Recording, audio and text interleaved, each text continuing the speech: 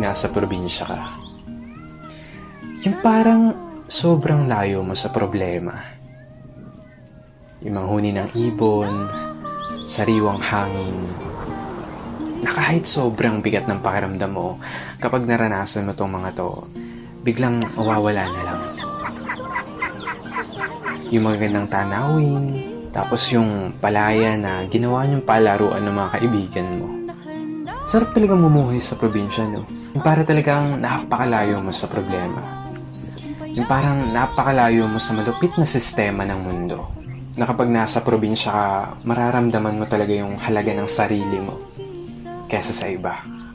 At mapapasabi ka na lang na there's no place like home or like probinsya. At ikaw na nanonood nito ngayon, masaya ako at naparamdam ko sa'yo ang pamumuhay sa isang probinsya.